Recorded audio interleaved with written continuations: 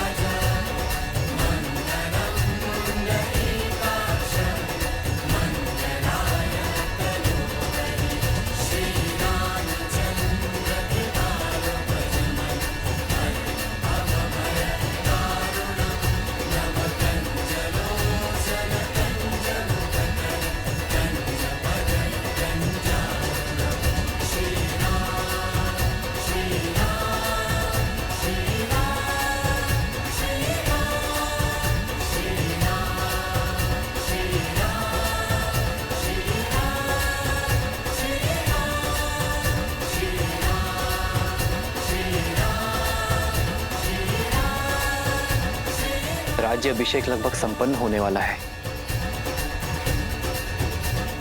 पर मेरा हनुमान नहीं दिखाई दे रहा। कहाँ है हनुमान?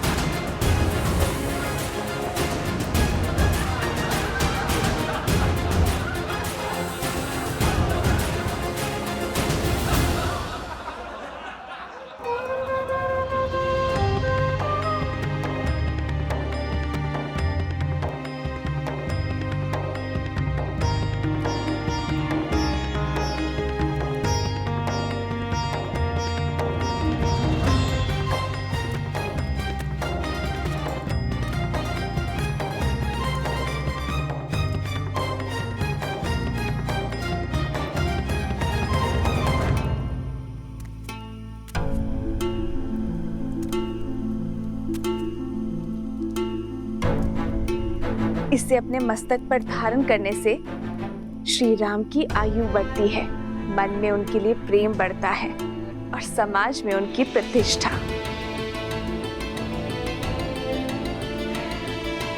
माता, आप चिंता ना कीजिए। ना मुझे किसी के ठाठ से अंतर पड़ता है और ना ही उपहास से। मेरे लिए मेरे प्रभु का जीवन, उनका सम्मान, उनका मुझसे प्रेम महत्व रखता है। माता, आपने तो मुझे अनोखा मार्ग दिखा दिया। आपके मस्तक पे एक चुटकी सिंदूर लगाने से मेरे प्रभु का सम्मान इतना बढ़ गया। तो माता, आप सोचिए, मेरे प्रभु का सम्मान और प्रभु का मुझसे प्रेम अब कितना बढ़ेगा। क्योंकि माता, मैंने तो अपने रोम रोम को सिंदूर के रंग से रंग लिया है। मैंने तो अपनी पूंछ का भी एक छोटा सा भाग भी नहीं छोड़ा। तो माता, आप बताइए ना, इस लाल देह से मेरे प्रभु का जीवन और कितना बढ़ेगा।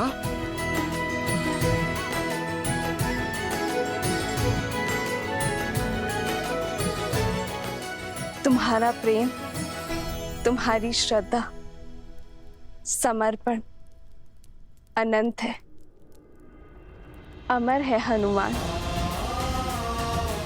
तुम चिरंजीवी रहोगे और जब तक तुम रहोगे, तुम्हारे हृदय में श्री राम का प्रेम सदा के लिए धड़कता रहेगा।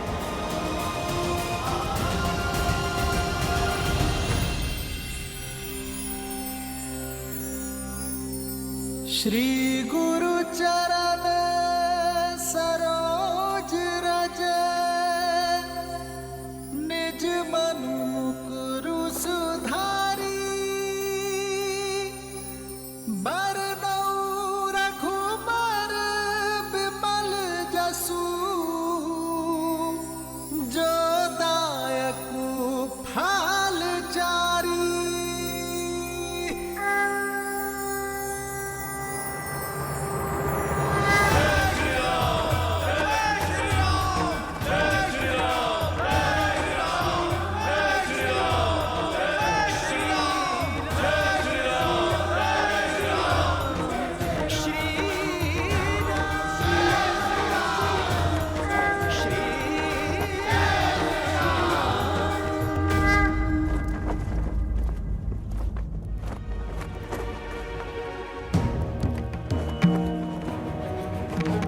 इस राज्य अभिषेक के समय की कुंडली में यह स्पष्ट है कि एक महाआसुरी शक्ति अयोध्या में प्रवेश करने वाली है।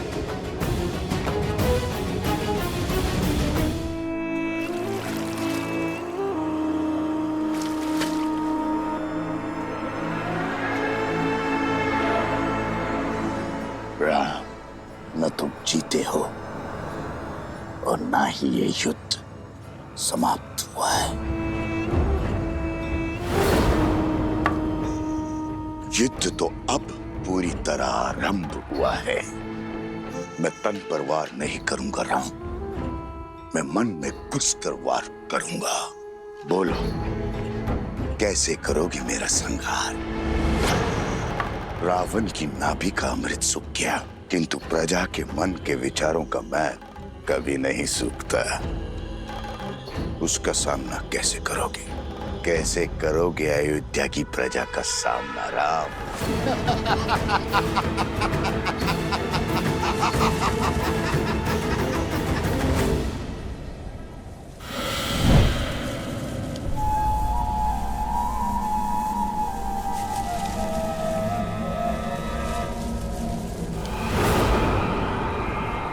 भूल हो गई मुझसे, जो आपसे सहायता की आस कर बैठी मैं, आपके द्वार पर प्रतिशोध की भिक्षा मांग बैठी मैं।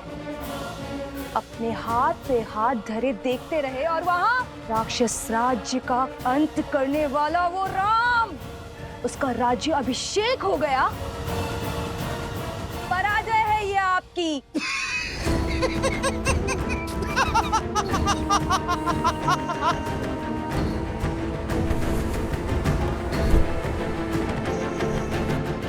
मैं जितना अधिक पराजित होता हूं, मेरा विजय पर उतना ही विश्वास दृढ़ होता जाता है। जानती हो असुर सदा पराजित क्यों होते रहते हैं? क्योंकि उन्हें अपनी शक्ति का तो बोध है, किंतु शत्रु की दुर्बलता का बोध नहीं है। राम का राज्याभिषेक उसकी दुर्बलता होगी।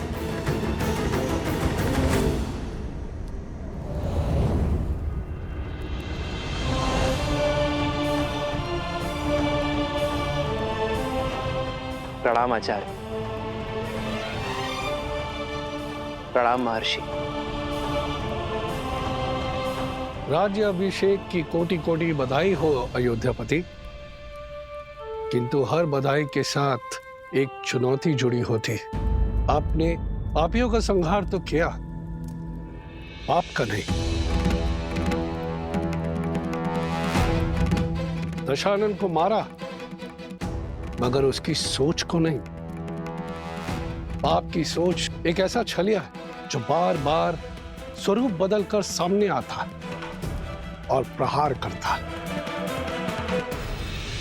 मैं वार करूंगा तो राम प्रतिकार करेगा। मैं युद्ध में विश्वास नहीं रखता, मैं हजार छोटे छोटे घाव में विश्वास रखता हूं, और वो घाव मैं उसे नहीं दूंगा, उसके अपने देंगे। और जब घाव अपने देंगे तो लाचार होगा और पीड़ा भी अधिक होगी। अर्थात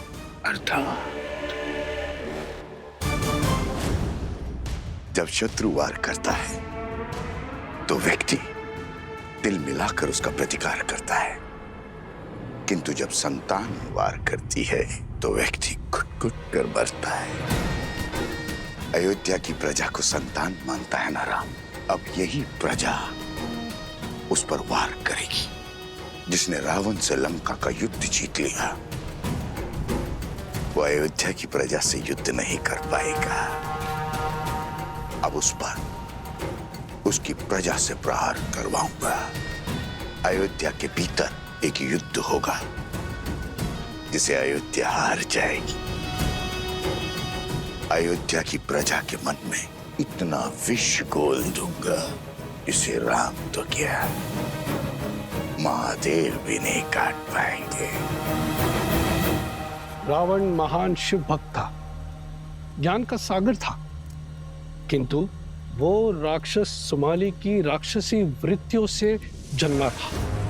राक्षस सुमाली के अन्य पुत्र भी हैं श्री राम, जिनमें न रावण सा तप है और न ही ज्ञान है, तो केवल कुटिलता। क्षमा करें महर्षि, अयोध्या के उत्तर की ओर भरत भैया है, पूर्व की ओर लक्ष्मण भैया और पश्चिम की ओर मैं और दक्षिण की ओर हनुमान जी हैं। हम 4 बलशाली अयोध्या के द्वारपाल हैं। हमारे होते अयोध्या को किसका भय? पांव पर पादुका पहनने से, बाहर के कष्ट से बचा तो जा सकता है कुमार शत्रुघ्न, किंतु फोड़ा यदि देह के भीतर से निकले तो क्या करोगे? जब अग्नि घर के भीतर ही लगी हो तो द्वार बंद करने से कोई लाभ नहीं होगा।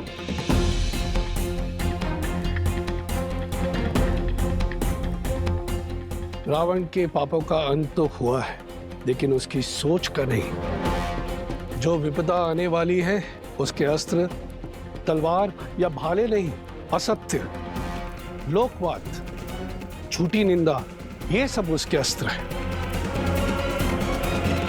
शब्द उसका ब्रह्मास्त्र है। संसार का नियम है, अगर कोई भी असत्य बार बार कहा जाए, किसी की झूठी निंदा बार बार हो, तो वो सत्य लगने लगता है। और यह मनुष्य के स्वभाव की प्रवृत्ति है कि सत्य सामने होते हुए भी वो असत्य की ओर आकर्षित हो जाता है। हर मनुष्य के भीतर छिपी बैठी है असंतोष की अग्नि, इस अस्त्र को विस्फोटक बना देती।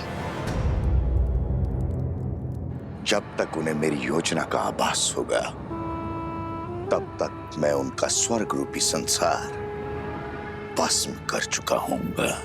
मुझे आपकी रणनीति पर बिल्कुल भी विश्वास नहीं है।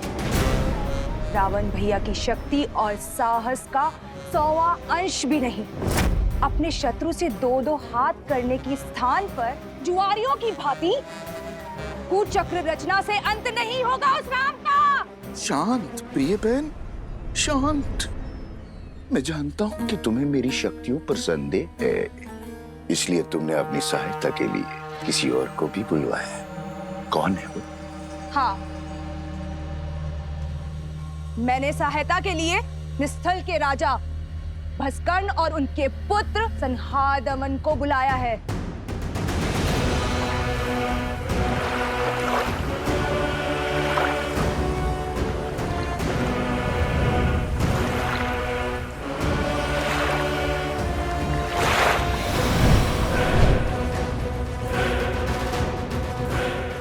ये महाअसुर भस्कर्ण के सैनिक हैं। आप मेरे साथ? तुम्हारे महाराज को वरदान है कि जब तक वो जल में, वायु में या पृथ्वी पर खड़े होंगे उनका वध करना असंभव है। हाँ।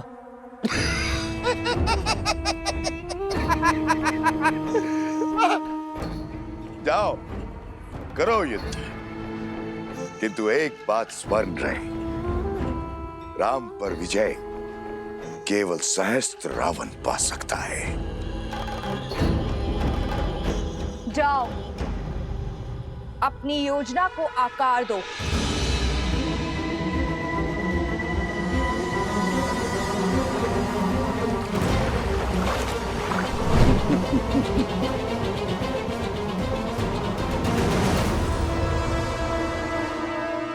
शूर्पणखा, सच है क्या और ब्रह्म क्या है, यह प्रश्न सदा से अमर खड़ा है। सहस्त्र मुखों की सहस्त्र बातें, इनसे भला कौन लड़ा है। आप यही गाते रहो और मैं अपना कर्तव्य निभाती हूं।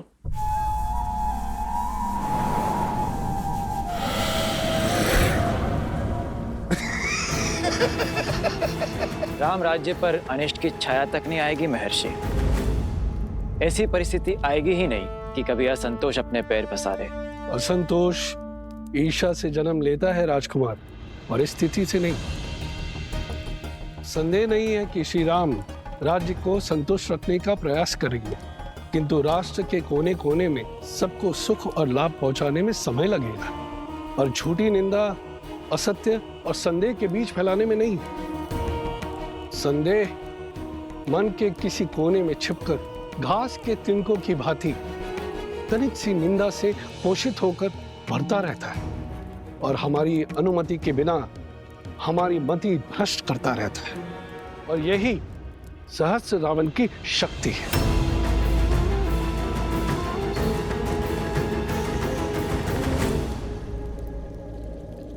मैं राजनीति नहीं, भविष्य जानना चाहता हूं महर्षि। क्या छुपा है भविष्य के गर्भ में? अव्यवस्था, अराजकता, विजय भी होगी, किंतु भयंकर पीड़ा और संघर्ष के बाद। मानव जीवन तो है ही दुखों और संघर्षों का सागर, इससे भय क्या? मैं तो अयोध्या के विषय में पूछ रहा हूं महर्षि। मैं भी अयोध्या के विषय में ही बता रहा हूं राजन।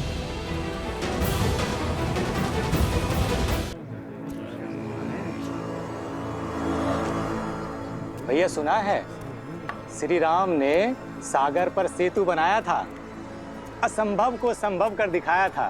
देवी देवताओं की विशेष कृपा है हमारे महाराज के ऊपर। सुना तो ये भी है कि रावण कोई साधारण योद्धा नहीं था। कहते हैं युद्ध बहुत ही भयावह था और बहुत दिन तक चला। जंगल में मोर नाचा, किसने देखा? न मोर न युद्ध। अच्छा, तुम कहना चाहते हो श्री राम ने रावण को नहीं मारा? न सेतु बांधा न युद्ध हुआ।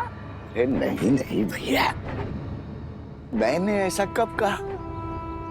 अरे हुआ होगा युद्ध, पर ऐसा नहीं जैसा सब बता रहे हैं।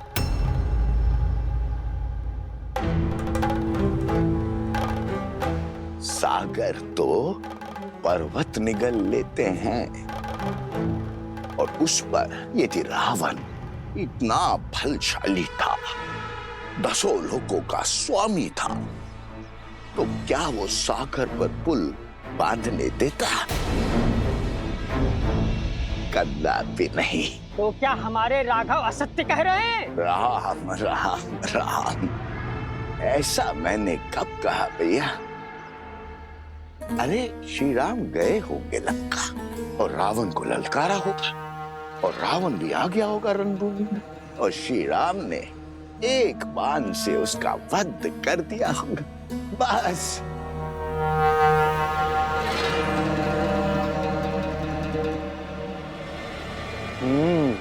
हो सकता है ये सब कथा वानरों ने बनाई हो। ऐसे ही बात का पतंगड़ बना दिया होगा। सत्य वचन भैया, सत्य वचन। ये कहानी अवश्य वानरों ने बड़ी बनाई है। श्री राम तो रघुकुल वंशज है, सोचा होगा श्री राम की यश की गंगा में हाथ धो लेते हैं।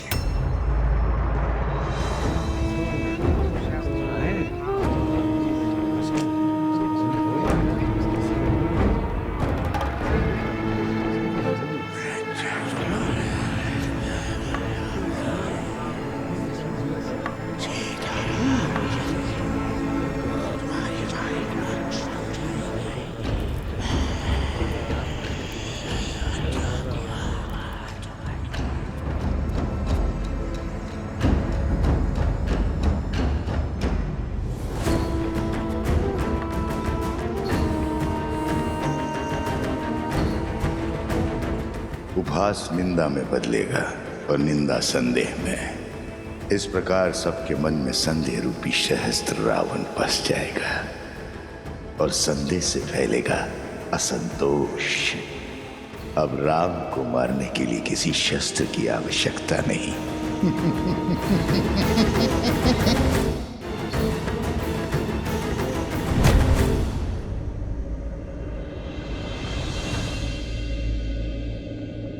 अरे क्या हुआ? तुम सब इतने विचलित क्यों हो?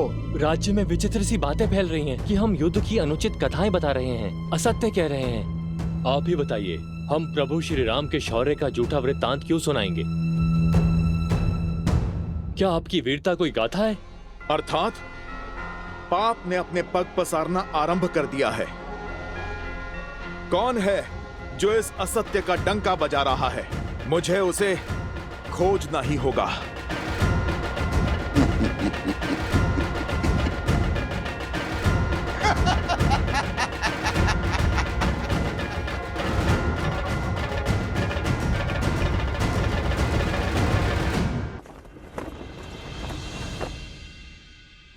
बोलो भैया, है कोई प्रमाण रावण की शक्ति का? है कोई साक्ष्य समंदर पे सेतु बनने का? और अगर लंका में आग लग गई थी तो रावण और उसके सैनिक कैसे बच गए? युद्ध कैसे किया? है? बात करते हैं।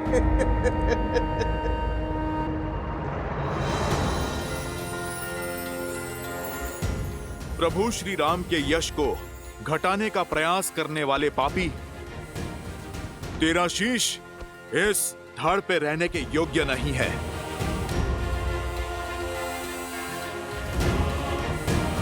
बजरंग बली हनुमान, जय जय महाबली हनुमान।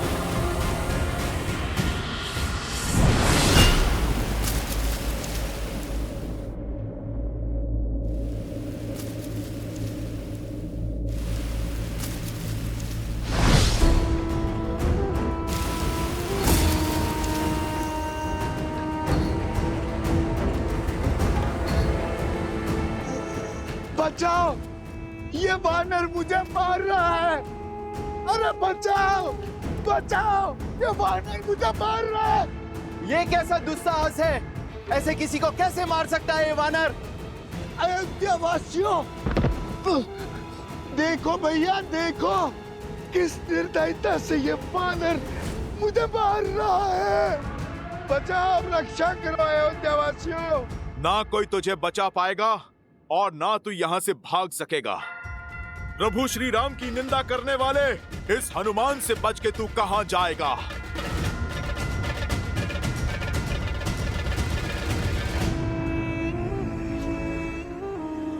मैं कहां भाग रहा हूं राम भक्त? मैं तो तुम्हें भगा रहा हूं, तुम्हारे साथ खेल खेल रहा हूं। तुम मुझे पराजित नहीं कर सकते। तुम जितनी बार भी मेरा सर धड़ से अलग करोगे, उतनी बार वहां एक नया सर उत्पन्न होगा।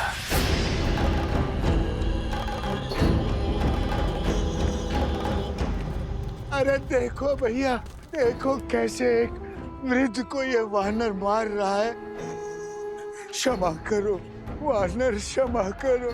देखो इस निर्बल बुड्ढे पर इस वानर को दया नहीं आ रही है। क्षमा करो, इस वृद्ध पे दया करो वानर। ये अन्याय है। श्री राम का भक्त और मित्र है, इसका अर्थ ये नहीं है कि अयोध्या की जनता पर आघात करेगा। ले चलो इस उद्दंडी को महाराज के पास, अब वही इसका न्याय करेंगे। ले चलो इसे, वही करेंगे न्याय। ले चलो इसे, वही करेंगे न्याय। इस आसुरी शक्ति की उलझन तो प्रभु ही सुलझाएंगे। जैसी आप सबकी इच्छा। चलो दिखाएंगे श्री राम को हनुमान का सत्य, और इस विचारे को भी। अरे ये कहां चला गया? प्राण किसे प्रिय नहीं है, जरूर वो दुखियारा भाग गया होगा। पर हनुमान को नहीं जाने देंगे। हाँ चलो ले चलो। बहुत उत्पात मचा चुका है ये वानर। लेके चलो इसे राज्यसभा में। अब श्री राम ही इसका न्याय करेंगे। तो फिर विलंब किस बात का? चलो। महर्षि पराशर के कथन को गंभीरता से लेना होगा। हमें सावधान रहना होगा कि प्रजा को कोई त्रास, कोई असंतोष ना हो जाए।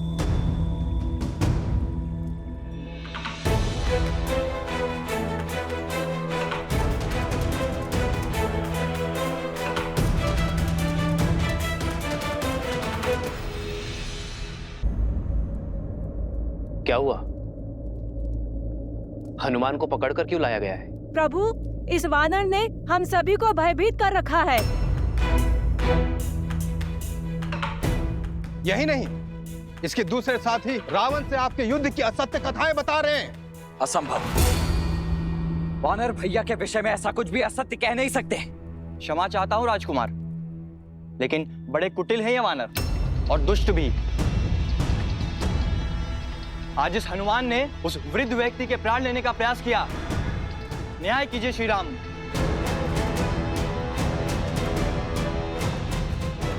प्रभु, मैं मौन।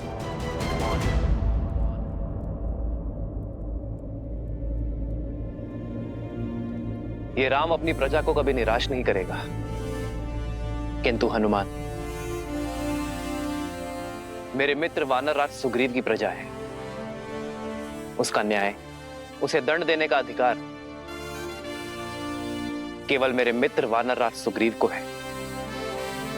अयोध्या वासियों, वानरों की ओर से यदि किसी को भी असुविधा हुई हो तो मैं क्षमा चाहता हूं। मैं वचन देता हूं कि कोई भी वानर अयोध्या के किसी भी वासी को कोई क्षति नहीं पहुंचाएगा और हनुमान को किष्किंधा के नियमानुसार दंड दिया जाएगा। प्रणाम अयोध्यापति।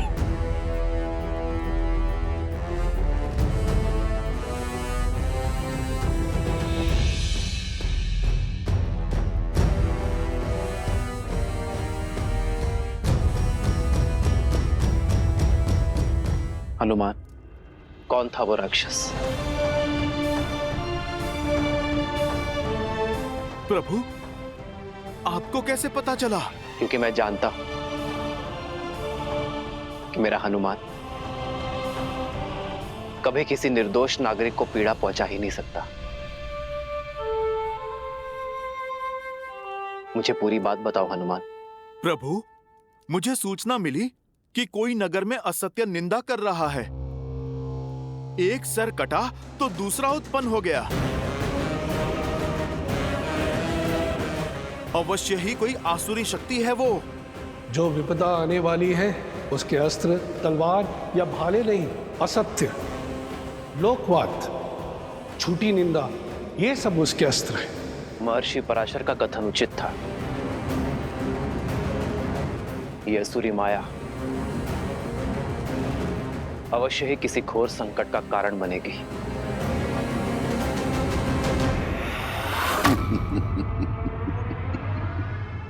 युद्ध तो अब आरंभ हुआ है, राम भक्त हनुमान।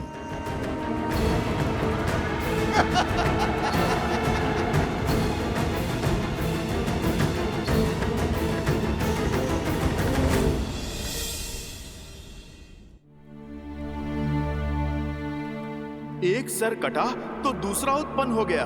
अवश्य ही कोई आसुरी शक्ति है वो।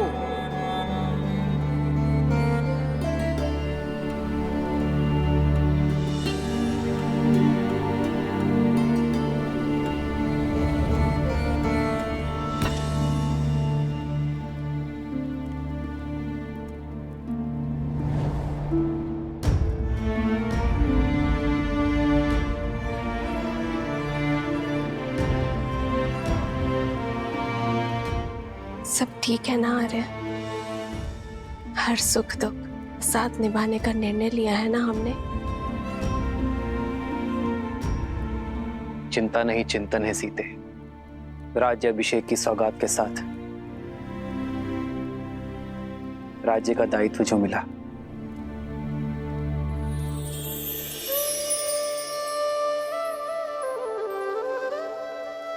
दायित्व तो आपने बिना राजपाट के भी निभाया है आर्य। संसार के हित के लिए संघर्ष किया। जो रावण के नाम की समस्या को समूल निस्तरण कर सकते हैं, वो मेरे राम अयोध्या को भी तार देंगे। वैसे आर्य, भोजन करने से चिंतन करने की शक्ति मिलती है।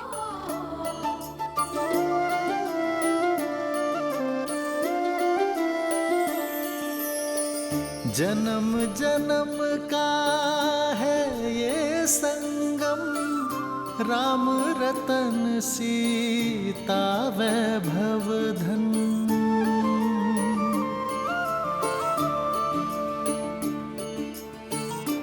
महल में आकर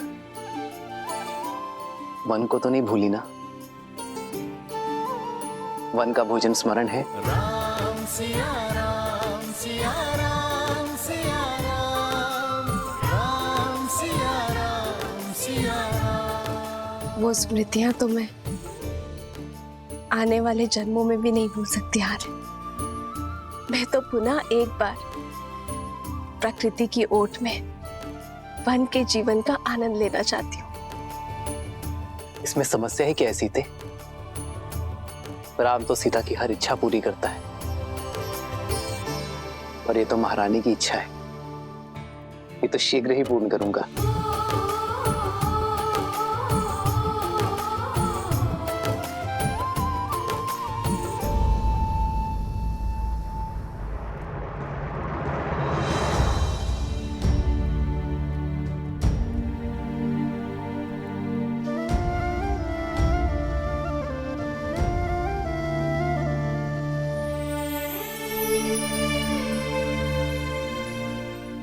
सीते, ये केसर भात तो बहुत ही स्वादिष्ट है। ये तुमने बनाया? कैसे? भात भिगोया, थोड़ा कोमल हुआ, फिर दूध में उसे धीमे आंच में पकाया। फिर जैसे ही थोड़ा पका तो उसमें गुड़, केसर और थोड़ी सुगंध डाली, और फिर उसमें शुद्ध घी मिलाकर उसे धीमे आंच में। ये ठहरी ही तो इस स्वाद का रहस्य है सीते। यदि शीघ्रता में पकाती तो ये भात कच्चा रह जाता, ना सुगंध आती ना स्वाद। जीवन भी यही है सीते, चाहे संबंध हो या समस्या।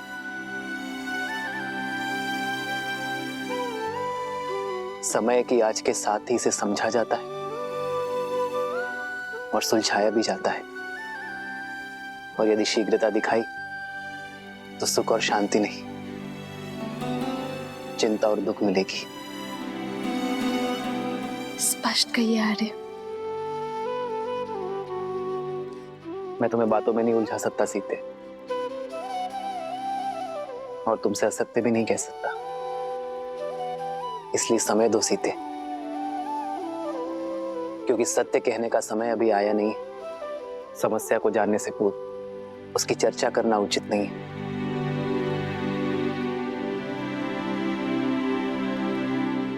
तो फिर मैं आपसे वो प्रश्न पूछती हूँ जिसका उत्तर देने में आपको सरलता हो।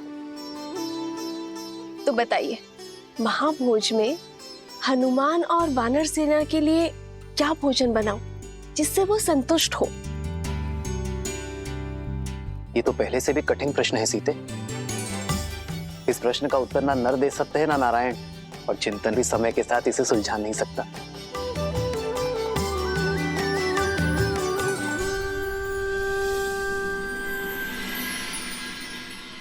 हमें प्रयास करना होगा कि किसी को धन का अभाव ना हो, और इसलिए दान नहीं, जीवन जीने के लिए रोजगार की व्यवस्था करनी होगी।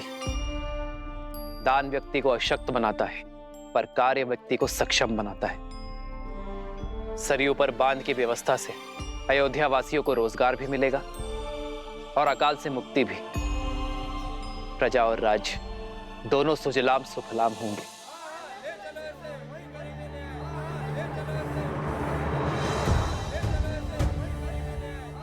ये कोलाहल कैसा? ऐसा प्रतीत होता है हमारी प्रजा है महाराज। मैं अभी सैनिकों को भेजकर शांत करवाता हूँ। राजा को शांत नहीं, संतुष्ट करना होता है सुमंत जी। प्रजा का सुख मुझ तक पहुंचे ना पहुंचे, उनका असंतोष अवश्य पहुंचना चाहिए। उन्हें भीतर बुलाइए। रक्षा करिए महाराज, रक्षा कीजिए, हमारी रक्षा कीजिए, रक्षा कीजिए, हमारी रक्षा कीजिए, रक्षा कीजिए महाराज, रक्षा कीजिए महाराज, रक्षा कीजिए महाराज। शांत हो जाइए। जो बात है निसंकोच कहिए, निर्भय होकर कहिए। हमारे प्राण संकट में है, रक्षा कीजिए महाराज, हमारी रक्षा कीजिए,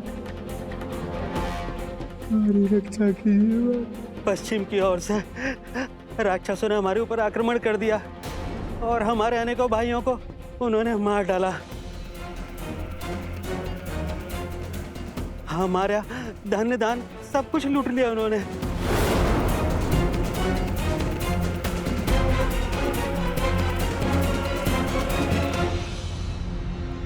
उठिए।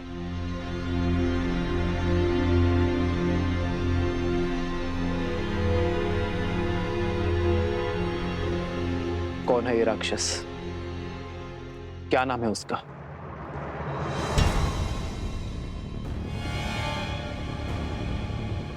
आप मौन क्यों हैं? भैया के प्रश्न का उत्तर दीजिए। उस दुष्ट राक्षस का नाम तो नहीं पता राजकुमार। मैं जानती हूँ उसका नाम।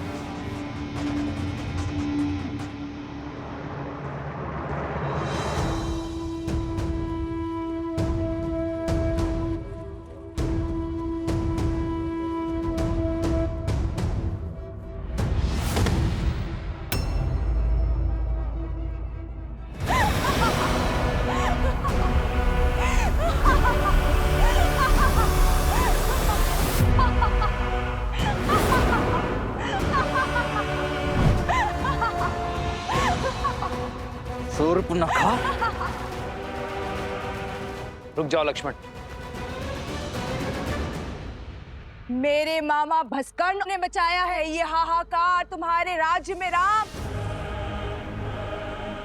वो भास्कर्ण जो संपूर्ण राक्षस कुल का प्रतिशोध लेंगे, हमारे खोए हुए मान सम्मान को लौटाएंगे। है बल तो आओ और लड़ो उनसे, बचा लो अपनी इस अयोध्या को।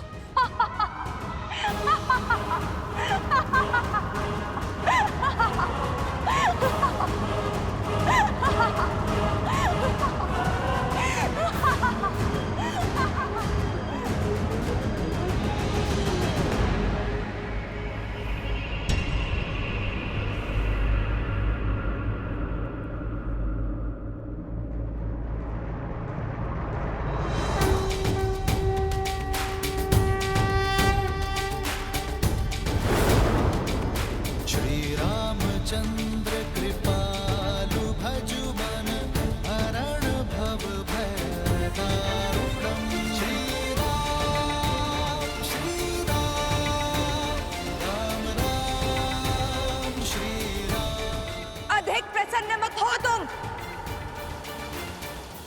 भूल गए कैसे एक ही बाण से तुम्हारे प्राण संकट में ला दिए थे मेरे भाई ने? भूल गए मेरे भाई अहिरावण ने तुम दोनों भाइयों को कैसे बंदी बनाया था पाताल में? भूल तो तुम गई हो शूर्पनखा, कैसे एक ही प्रहार से अपने कान और नाक दोनों खो बैठी थी तुम। अभी स्मरण करता हूं।